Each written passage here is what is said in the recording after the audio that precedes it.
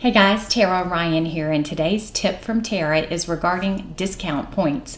What's going on in the market right now is when rates went up fairly sharply a couple of months ago, all the big competitors online started adding discount points, origination fees, whatever you want to call it, upfront costs so that they could advertise lower rates. And I am seeing this consistently in the market.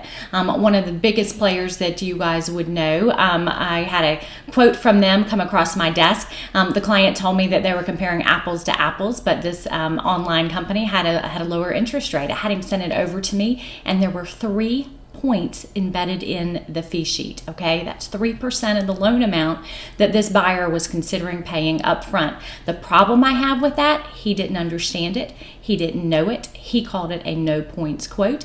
And in fact, he says that is what the person told him on the phone.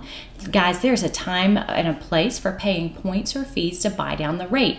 Generally, the longer you're going to be in the home, the more it might make sense to pay points. What is not okay is for a client to not be aware that they are paying those fees and to not know that there was an option to take a little higher rate and avoid all that upfront cost. Frankly, in Atlanta, the average length of a loan is less than 6 years. People refinance, people move, they do not stay in a loan that long on average. For most people, then, it does not make sense to pay all that upfront cost. Money in your bank, money that you have access to, is just more valuable than money that trickles back to you at, say, $22 a month, okay? So what is appropriate is to be transparent with the client. They should see the options side by side and make the best decision for them.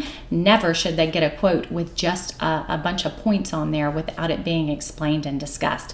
I got one just this week, another large company that you'd be familiar with.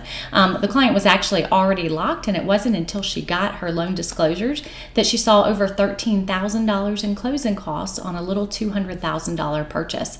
We were able to see that they were charging her 1.6 in upfront fees, and in fact that wasn't even necessary to get that rate. But with me, she did opt to go a little bit higher rate with no points whatsoever. She's a first-time home buyer, and money in the bank is valuable to her. Guys, with me, I'm always going to be transparent. I'm always going to show them the different options so they can feel empowered to make the best decision for them, and so that you're never going to have an unhappy client who's surprised at the closing table by all the fees that they see there. Please, let's work together in 2019. I'd love the opportunity to educate your clients and help you close more business.